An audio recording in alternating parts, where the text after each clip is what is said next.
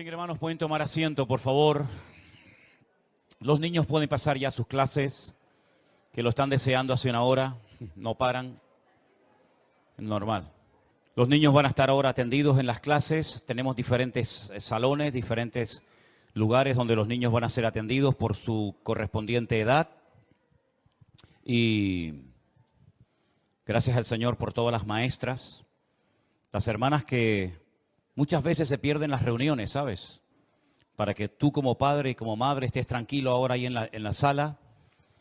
Hay personas que están cuidando a los niños, pero no solamente cuidándolos, sino enseñándoles la Biblia, enseñándoles la palabra, principios, ¿vale? Que es tan importante, sobre todo en estos tiempos locos en los cuales vivimos, ¿no? Donde el mundo está al revés, como dicen algunos, ¿verdad? Lo vemos en el clima, donde antes llovía, ahora hay desierto total. Donde antes era desierto, ahora llueve y nieva. Bueno, lo natural, yo siempre he dicho que es un reflejo de cómo está el mundo espiritualmente hablando. El mundo también está al revés. Antes lo que era malo, ahora es bueno y es popular. Y como dijo una persona a lo largo de la historia, no todo lo popular siempre es bueno, ni todo lo bueno es popular muchas veces. Nosotros no nos movemos por lo que le agrada a la gente. Detrás de nuestras vidas hay principios, detrás de nuestras vidas hay valores que lamentablemente ya se enseñan poco o casi nada en las escuelas. Ya los maestros prácticamente en las escuelas han perdido aquella autoridad que tenían, ¿verdad? De corregirnos, no solamente de enseñarnos, sino a veces de castigarnos, incluso, ¿no? De ponernos de cara a la pared, de no dejarnos salir al recreo. Y todo aquello, aunque no lo entendíamos en su momento, todo aquello fue necesario, ¿sabes? Lamentablemente hoy en día parece que la disciplina es la asignatura pendiente de la sociedad. Nadie quiere obedecer a nadie, todos quieren opinar, todos quieren hablar, nadie se quiere sujetar a nadie. Los hijos ya hoy en día le dicen a los padres lo que tienen que hacer. Cuando los niños pequeños hablan, los mayores se callan. Y podríamos hacer una lista inmensa, ¿verdad?, de cómo la vida ha ido cambiando y cambiando, pero yo creo que en algunos aspectos a peor. Dijo Albert Einstein en una ocasión que cuando la tecnología supera a la humanidad, mal le va al mundo, y lo dijo hace muchísimo tiempo. Imagínense si ese hombre, si ese genio viviera hoy en día, ¿no? Y viera cómo los hijos, los jóvenes, los niños, los nietos muchas veces están dominados por las maquinitas.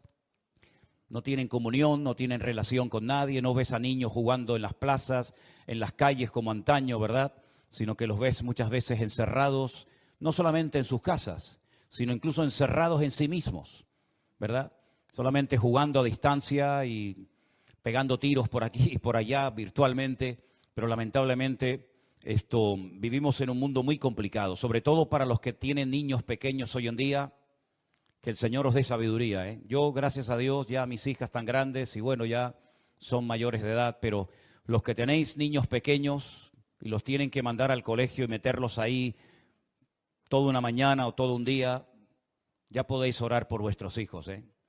Porque si ustedes piensan que por traer a los niños un día a la semana a la iglesia, ya los niños están sanados y vacunados en contra de toda la basura que están enseñando en las escuelas y de todo el veneno que intentan forzar y meterle a los niños, pues se equivocan, hermanos. La iglesia simplemente es un refuerzo de los principios, de la moral, de todos aquellos valores que ustedes como padres tienen que inculcarle a sus hijos, pero no solamente con palabras, sino con sus acciones y con sus hechos.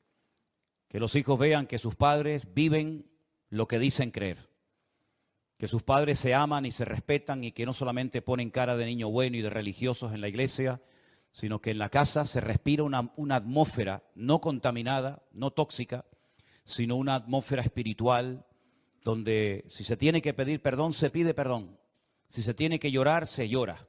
Si se tiene que reír, se ríe. Si tenemos que padecer, padecemos todos. Y de esa manera, la casa no solamente es un lugar donde el niño vive y se le da la ropa y la comida, sino es una escuela, es un taller del alma, ¿verdad? Es un taller donde el niño aprende esos valores que yo sé positivamente que hoy en día no los van a aprender ni en la calle y lamentablemente ni siquiera en muchos colegios, aunque sean de pago, aunque sean incluso colegios de alto nivel. Lamentablemente está de moda la desobediencia, está de moda la anarquía, ¿verdad? Ya no hay valores absolutos, todo vale. Yo me siento un niño de 5 años y, bueno, me tienen que entender que yo me siento como un niño de 5 años. El otro se siente como una mujer en un cuerpo de hombre, un hombre en un cuerpo de mujer, y el otro se siente gallina, y el otro se siente pollo, y el otro se siente lo que sea. Entonces, vivimos en un mundo que uno dice, o yo soy un bicho raro que no encajo en ninguna parte, o algo ha pasado que nos hemos dejado arrastrar por la corriente y no hemos sido capaces, ya no digo de mantenernos, sino de nadar en contra de esa corriente que viene cada vez con más fuerza y con más ímpetu, sobre todo contra las familias de todo tipo, ¿no? Así que el Señor nos ayude y orad para que Dios os dé mucha sabiduría para criar a vuestros hijos en el temor de Dios. Amén, hermanos. Bueno, damos la bienvenida a todos los que suelen congregarse en este lugar, los que están siguiendo este culto en directo por las redes, los que están por primera vez. Nos alegra mucho ver a Domingo otra vez, este gran amigo y hermano nuestro en Cristo, Canarión. Enhorabuena, enhorabuena. Un aplauso a los canariones. Y viene en esta ocasión acompañado por Adriana, por su esposa, a la cual también le damos un aplauso de mucho cariño. Estamos muy contentos de que estés con nosotros en esta tarde. Dios te bendiga mucho. De verdad, Dios os bendiga grandemente. Creo que la fotografía que ponían cuando se anunciaba el bautismo, creo que era el bautismo de... se me fue el nombre. ¿Quién es esa chica? Esa es tu hija, ¿no? ¿Cómo se llama? Nadie se acuerda. ¿Betania? ¿No es Betania? ¿No es Betania esa? ¿Ah, no? He bautizado a tanta gente que ya no sé ni de quién se trata. Eso creo que fue en Toledo, ¿no? Ah, bueno, está bien. Ya no me cabe más cosas en el disco duro. Ya me empieza a patinar el disco duro. No tengo que resetearme y hacerme con otro disco duro. Vamos a orar un momentito, amados hermanos, y vamos a escuchar la palabra atentamente. Hoy voy a hacer algo que no he hecho en estos últimos 3 años. Lo tengo aquí. Ahora estoy poniendo los dientes largos, ¿no? Digo, ¿qué irá a hacer este hombre esta tarde, no? Señor, te damos muchas gracias por esta oportunidad nueva, este privilegio de poder estar aquí juntos, como hemos leído esta tarde en armonía.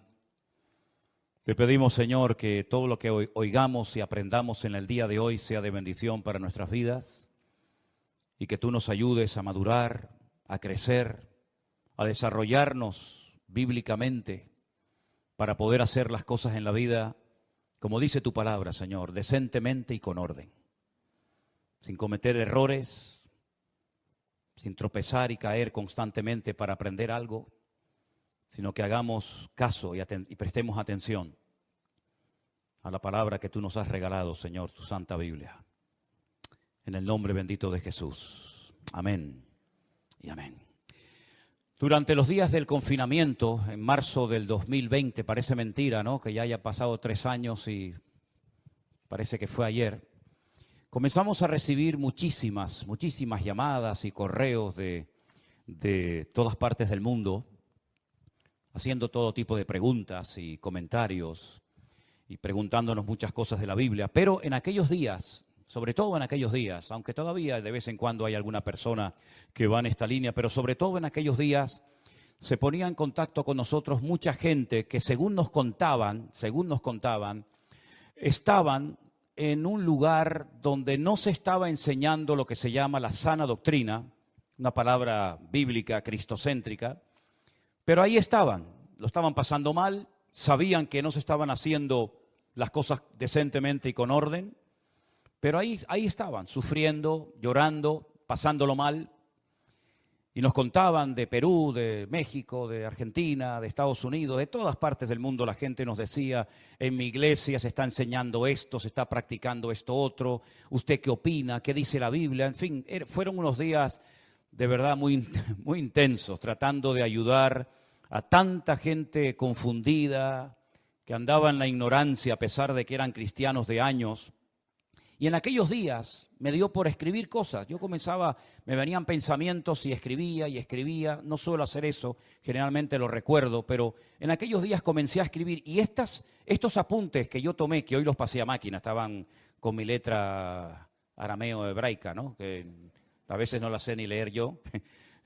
La pasé bien escrita hoy a máquina, digamos, con el ordenador. Y estas cosas yo las escribí en marzo del 2020, en pleno confinamiento. ¿Por qué no salen algunas personas de lugares donde no están siendo ministrados sanamente, correctamente? Y yo decía, tu punto número 1, el miedo, por miedo.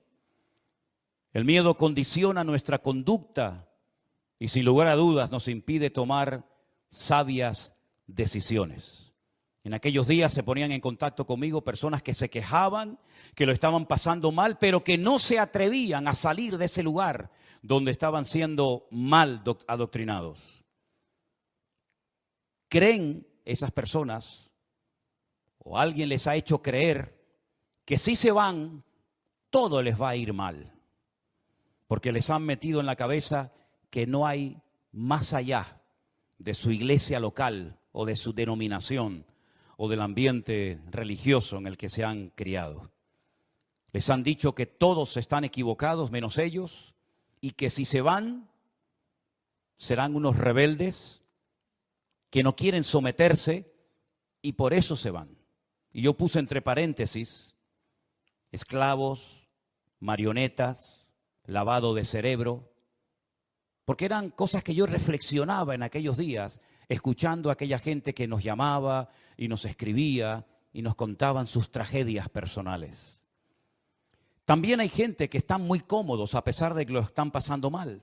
Tienen un cargo, un puesto que les da una seguridad, pongo esto entre comillas, ¿verdad? Les da una identidad y son víctimas del sistema. No saben vivir ni disfrutar de la vida sin hacer lo que hacen. Y yo puse en mis apuntes, perdonen si alguien se ofende, pobres desgraciados. Saben lo que tienen que hacer, pero no lo hacen, porque no están dispuestos a pagar el precio y viven una vida de hipocresía. Y cuando escuchamos el testimonio de nuestro hermano Osman, el pastor en Tierra Alta, en Colombia, él dijo, ¿se acuerdan en su testimonio?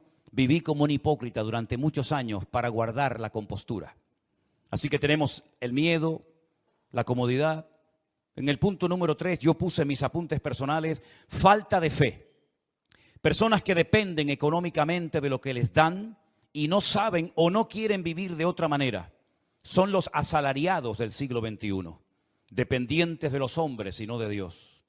Los que los dominan y controlan sus vidas saben perfectamente que estas personas por un plato de lentejas son capaces de permanecer en el más absoluto silencio y no crear problemas, aunque en el fondo de sus corazones lo estén pasando mal. ¿Están ahí? ¿Siguen ahí? Así que hay muchos motivos por los cuales muchos no rompen con el patrón establecido, con lo que llaman cultura, sometimiento, como se dice hoy en día, con lo políticamente correcto. Y el reino de Dios se ha llenado de cobardes, de asalariados, de gentes sin un mínimo de amor propio, y así les va a muchos. Los ves cargados, tristes y hasta en algunos casos amargados y agotados. Han perdido la libertad gloriosa de los hijos de Dios y sin querer o queriendo han hipotecado su presente y su futuro. No pueden decidir por ellos mismos porque siempre hay alguien por encima de ellos que les dicen lo que tienen que hacer o lo que no tienen que hacer. Porque el líder o el ungido se ha convertido en el dueño y el amo de sus vidas. En estas cosas yo reflexionaba en aquel tiempo y entonces pensando en todo esto, ahora viene el mensaje de hoy que lo he titulado ¿Cómo salir de la cárcel? Como voy a predicar en una cárcel en Guatemala dentro de unos días o dentro de unas semanas, no voy a poner nunca el título de este mensaje cuando vaya a predicar, no sea que tenga serios problemas, decir, hoy os voy a predicar de cómo salir de la cárcel. Y me tomen literalmente en vez de la metáfora que quiero explicar y se monte un lío increíble, ¿no? El primer versículo que yo quiero compartir esta tarde con ustedes se encuentra en Gálatas capítulo 5, verso 1. Es un versículo muy conocido que dice así: estad pues firmes en la libertad con que Cristo os hizo libres, y no estéis otra vez sujetos al yugo de la esclavitud. Pablo enfatiza en esta carta que una cosa es vivir en libertad y otra cosa es utilizar la libertad como pretexto para pecar. Cristo ha roto todas y cada una de nuestras cadenas para que nunca más volvamos a ser esclavos de nada ni de nadie. Porque la libertad que tenemos no es producto de nuestra sabiduría, de los años que tenemos, sino es producto de una obra perfecta que llevó a Cristo nada más y nada menos que a una cruz para morir por nosotros, para que nosotros viviéramos en libertad todos los días de nuestra vida y no fuéramos unos esclavos, repito, de nada ni de nadie. ¿Cuántos dicen amén? Por lo tanto, la libertad que tenemos es producto directo de haber conocido la verdad. Tenemos un texto aquí en el frontal de nuestra plataforma en la iglesia, que ya lo hemos recitado muchas veces. Conoceréis la verdad y la verdad os hará libres. Jesús dijo: yo soy el camino, yo soy la verdad y yo soy la vida. Por consiguiente, hasta que tú no tengas un encuentro, una experiencia con el autor de la libertad, con el autor de la verdad, no serás verdaderamente libre. Tú creerás que eres libre, pero en el fondo, como veíamos el otro día, cuando estudiábamos parte de la carta de Pablo a los romanos, eres un esclavo. Porque la Biblia dice que cuando alguien no puede dejar de hacer algo, sea lo que sea, se convierte en un esclavo de ese algo o de esa persona. Y hay personas que sin darse cuenta viven como esclavos. Esclavos de pasiones, esclavos de miedos, esclavos de temores, esclavos de tantas cosas que podríamos enumerar en esta tarde. Y Cristo precisamente vino a romper todas las ataduras y cadenas espirituales de nuestras vidas, para que podamos vivir en libertad desde que te levantas hasta que te acuestas, sin depender de nada, de nadie, de ninguna sustancia para sentirte un tanto eufórico y ponerte a caminar y a funcionar en la vida. Cristo quiere darte una libertad 100% genuina y real que nada ni nadie te la podrá dar en esta vida. Pero a veces el diablo nos quiere meter en nuestra cabeza miedos y temores.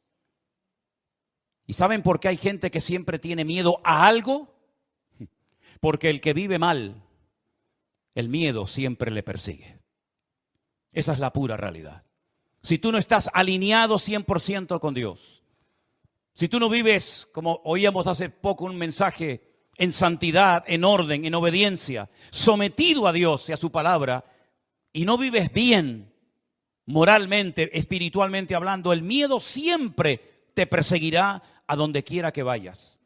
Cambiarás de país, cambiarás todo lo que quieras, pero hasta que tú no seas capaz de liberarte de todos tus temores y derrotarlos una vez y para siempre, tú nunca serás verdaderamente libre. Si hay temores en tu vida, y tú sabrás si los hay o no, tú no serás verdaderamente libre. Porque el temor esclaviza a la gente. El temor ciega a las personas. El temor te impide tomar sabias decisiones en la vida. Y precisamente una de las razones principales por las que Cristo vino a este mundo es para romper la influencia, la presión del diablo sobre nuestras mentes, sobre nuestras conciencias, sobre nuestras vidas, para que podamos vivir en libertad, porque la persona libre es la persona gozosa y la persona victoriosa en Cristo Jesús, Señor nuestro. ¿Cuántos dicen amén? El Señor vino para deshacer todas las obras del enemigo.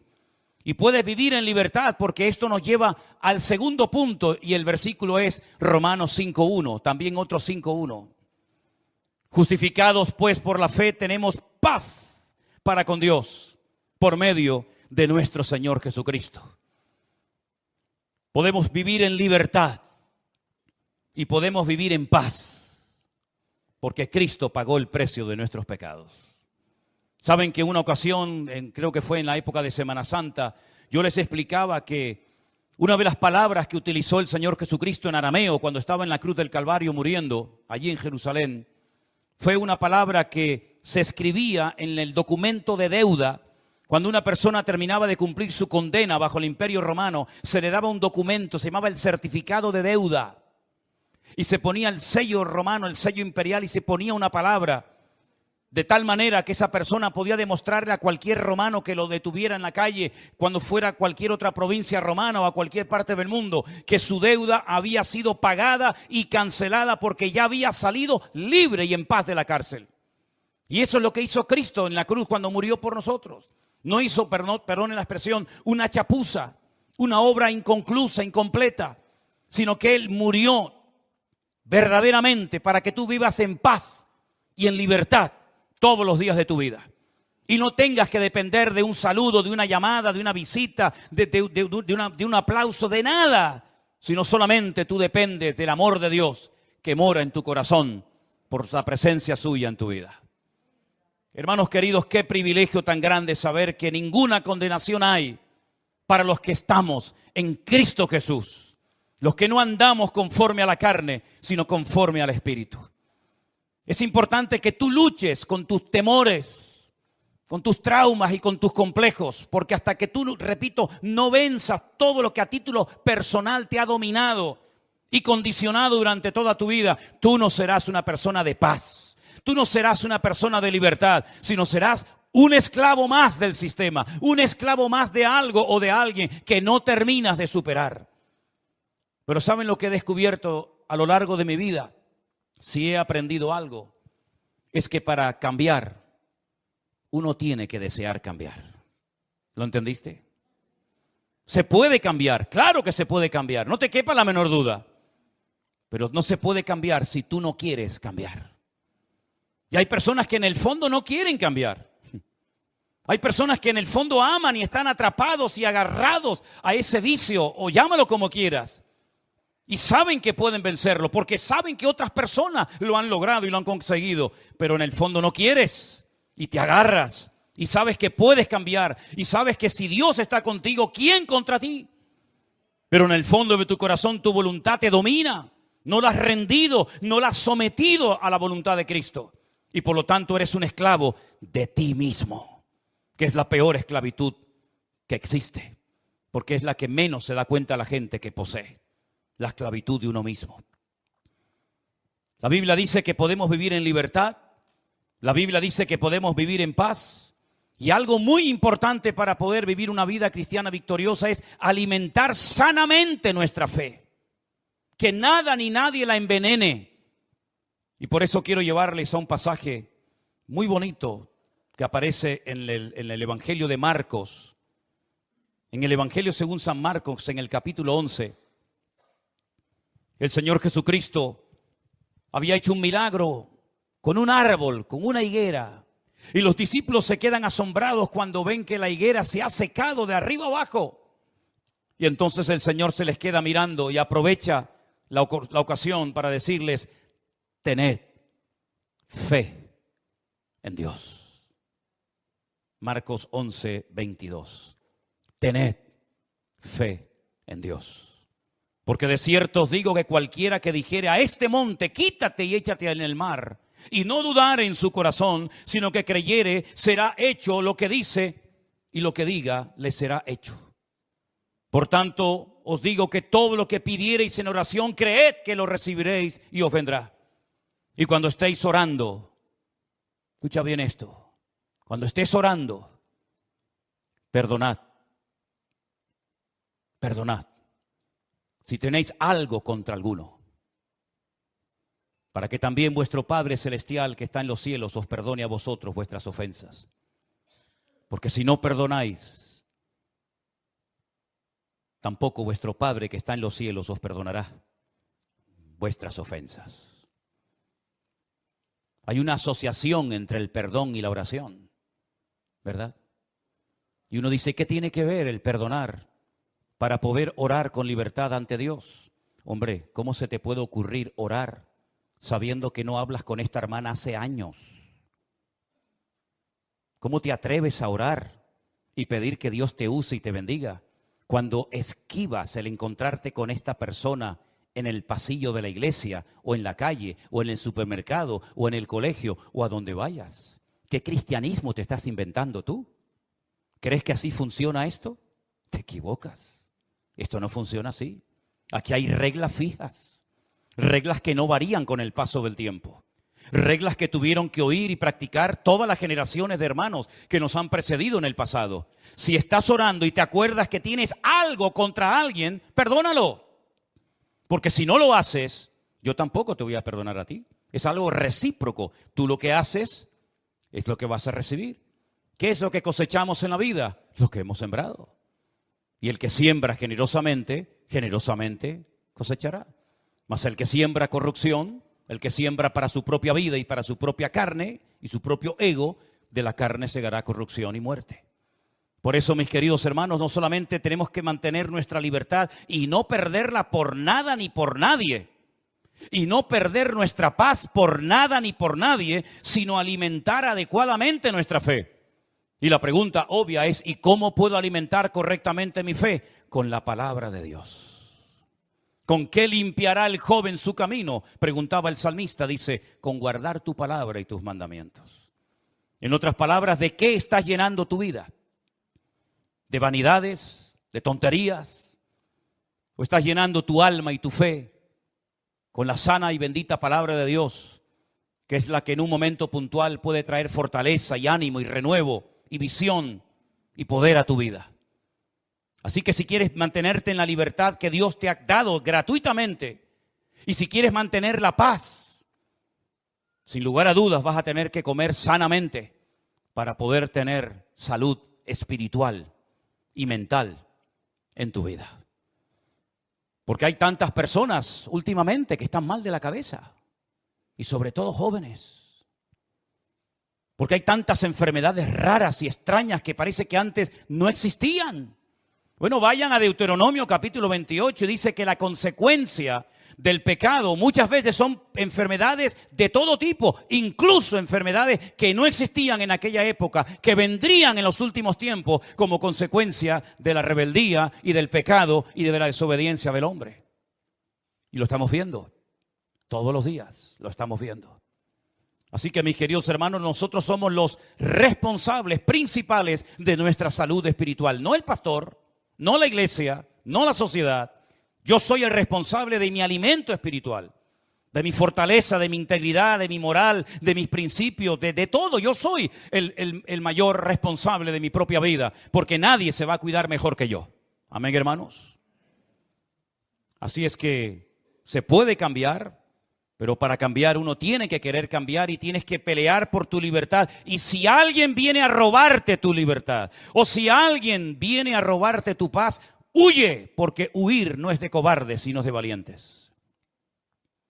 A veces es mejor una huida a tiempo, ¿verdad? A veces es mejor llevar la afrenta en la cara que la mancha en el alma. Por eso, mis queridos hermanos, qué importante es seleccionar nuestras amistades, los lugares donde vamos a pasar nuestro tiempo, el terreno donde vamos a sembrar de nuestros recursos y talentos y dones, si es que sabemos cuáles son. Qué importante es que nosotros vigilemos atentamente nuestra vida, porque lo más importante de la vida, sin lugar a dudas, es la vida misma. Y por eso, mis amados hermanos, no coma basura, no coma comida caducada.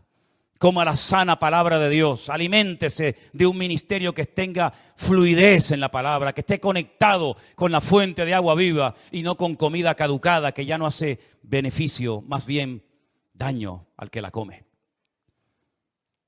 Creo que hay una actitud que nosotros tenemos que desarrollar y mantener todos los días de nuestra vida, y eso sí que es obligación de los padres, enseñarlo en el hogar. ¿Se acuerdan ustedes cuando hace años teníamos en la puerta de la iglesia una especie de tablón, una especie de lienzo blanco donde poníamos la palabra gracias en los distintos idiomas que conocíamos? ¿Cómo se dice gracias en inglés? ¿Y en árabe? Shukra. ¿Y en hebreo? Todá. ¿Y en francés? Merci. ¿Y en alemán? Danke. Apréndase esa palabra en todos los idiomas que pueda. Pero sobre todo practique la gratitud, porque la gratitud sana el alma herida. No hay nada mejor que ser agradecido con todo, con lo que tienes y con lo que no tienes. El dar gracias cada día a Dios por la vida, gracias por la ropa, gracias por la salud, gracias por el coche, gracias por la casa, gracias por todo. Hermano, eso es salud para tu alma. Eso trae vitalidad a tus huesos. Incluso saben que yo les enseñé en una ocasión, espero que lo recuerden, que hay milagros que se produjeron en el ministerio de Cristo cuando Él dio gracias al Padre. Y se lo recuerdo simplemente, la multiplicación de los panes y de los peces, ¿se acuerdan? Miles de personas hambrientas. Jesús le dijo, no los despida, no le digan a la gente que se vayan. ¿Por qué se tienen que ir la gente hambrienta? Dadle vosotros de comer. Aprender a solucionar problemas, que para eso yo os he enseñado a trabajar con multitudes. Dadle vosotros de comer. Pero señores, que ni 200 denarios, dicen, bastarían, pues hagan algo. Pero si sois mis discípulos, dad la talla. No le digan a la gente que se vaya. Aprendan a resolver problemas. Aprendan a trabajar bajo presión. Porque yo les he enseñado lo que se tiene que hacer cuando no tenemos recursos. Y entonces alguien dice, hemos encontrado por ahí a un muchacho, a un niño, que tiene unos pocos panes y peces. Pero, ¿qué es esto para tanta gente? Jesús dijo, esto es suficiente. Traédmelos. La Biblia dice que Jesús, antes de decir partidlos y repartidlos entre la multitud, dice que tomó aquellos pocos panes y peces y alzando su mirada al cielo dijo, gracias, gracias. Los partió y dijo, ahora comiencen a repartir y a repartir y a repartir. Y una cosa, al final, recojan todo lo que sobra, para que no se desperdicie nada. Un milagro de reproducción de panes y peces, un milagro que alimentó a multitudes por la palabra gracias. ¿No será que a ti te hace falta un milagro en tu vida y por ser poco agradecido o nada agradecido, ese milagro está detenido sobre tu cabeza? Y aún no ha descendido la gloria y la bendición de Dios porque no has aprendido a darle gracias a Dios por tu situación. Inténtalo, pruébalo. Comienza a dar gracias. En vez de quejarte, en vez de lamentarte, en vez de murmurar, en vez de hacer cosas que no convienen, comienza a dar gracias. A veces cuesta, ya lo sé. Y sé lo que digo. Pero es una disciplina diaria. Aprendamos a dar gracias por todo. Enseñemos a dar gracias. Que la primera palabra que aprendan nuestros niños no sea papá, mamá, tata, tito, toto. Que la primera palabra que aprendan nuestros hijos sea gracias. Amén, hermanos. Gracias, Señor, porque me has dado una buena noche de descanso. Gracias por la iglesia que tengo. Gracias por mis hermanos, gracias por la Biblia, gracias por todo lo que tengo en la vida. Y vas a darte cuenta de que el cambio va a comenzar a producirse en tu vida de una forma milagrosa. Y el otro milagro espectacular que se produjo por dar gracias, nada más y nada menos que la resurrección de Lázaro. ¿Te acuerdas? Gracias, Padre, porque sé que siempre me oyes. Aquí nadie cree nada, uno que si huele, otro que se lleva 4 días, la otra que se llegué tarde. Pero Señor, yo te doy gracias porque sé que tú siempre me oyes. Lázaro, sal fuera. Y el que había estado muerto durante 4 días salió caminando porque esa palabra gracias abrió el cielo, derritió la incredulidad y descendió el poder de Dios sobre la vida de Lázaro el muerto. Tal vez hay algo muerto en tu vida. Tal vez hace años que murió algo en ti. Puedes resucitar ese algo que perdiste. Si dices gracias, Señor, porque tú eres el autor de la vida y el que cree en ti, aunque esté muerto, vivirá. ¿Cuántos dicen amén? Hay un asesino silencioso. Yo lo llamo así. Ese asesino que va matando lentamente al creyente y a cualquier ministerio o iglesia es la ingratitud. Quejarse por todo, siempre quejándome por algo, ¿verdad? El asesino silencioso, el que va carcomiendo nuestra vida lentamente, ¿verdad? Y siempre estamos igual, cuando parece que comenzamos a levantar cabeza, vuelve otra vez en el horizonte este asesino despiadado y comienza a carcomer nuestra fe, nuestro ánimo, nuestra paciencia, nuestro gozo, nuestra libertad, nuestra paz. ¿Por qué? Porque la ingratitud hermanos, jamás va a traer nada bueno ni positivo a tu vida y menos a tu familia. Destiérralo, dile que se largue de una vez. Nunca más vuelvas a molestarme, sino que ahora voy a comenzar a esforzarme. ¿Para qué? Para cambiar mis emociones, para cambiar mis pensamientos, para cambiar esas cosas tóxicas que están envenenando mi vida y mi relación con el Señor. Yo creo que cualquiera de ustedes, si se lo propone, puede cambiar en el nombre de Jesús. Si así no fuera, me largo ahora mismo de esta iglesia. Si así no fuera, ¿con qué autoridad, con qué cara me subo yo a predicar esta tarde para ponerles un caramelo en la boca y crear una falsa expectativa cuando en lo más profundo de mi corazón sé que por mucho que quieras, por mucho que lo intentes, tú no vas a cambiar nunca? Pero yo estoy plenamente convencido porque lo he visto miles de veces y lo seguiré viendo hasta el día que me vaya con el Señor, que el poder de Dios puede derretir el corazón más duro, que la palabra de Dios es una espada que penetra y parte lo que tenga que partir y quitar. Y que una persona cuando quiere cambiar en el nombre de Jesús puede cambiar y mantenerse en victoria todos los días de su vida. Ese es nuestro Dios. El único que puede cambiar la muerte en vida. El único que puede poner orden en el desorden. Y el único que puede traer luz en medio del caos y de las tinieblas. Y finalmente, después de tener esa libertad maravillosa y defender la capa y espada y no permitirle a nadie que me la quite. Y después de pelear con uñas y dientes hasta la sangre, como dice la Biblia, por mantener mi paz en Cristo Jesús y mi armonía y mi relación con el Señor y mi fe, entonces nos acordamos del Salmo 133 que se leía esta tarde cuando dice, mirad, mirad. Hay cosas que no hay que mirar, ¿saben, hermanos? ¿Sabían eso, verdad? Hay cosas que no hay que mirarlas. No oigo amén, pero lo voy a repetir otra vez. Hay cosas que no hay que mirar. Hay cosas que cuando pasan así hay que mirar para allá. Y el cuello quiere para allá. Para allá. Y si no puedes, arráncatelo. Porque la Biblia dice, mejor es entrar con un ojo al cielo que no entrar teniendo los dos. Hay cosas que no hay que mirar. Y sobre todo mirar atrás nunca, jamás. Pero aquí dice la Biblia, mirad, esto sí quiero que lo miren. ¿El qué? Qué maravilloso, qué delicioso es. Delicioso, lo compara con una comida sabrosa, ¿no? Habitar, estar los hermanos juntos en armonía. Dice el Salmo 133, es como el buen óleo sobre la cabeza, el cual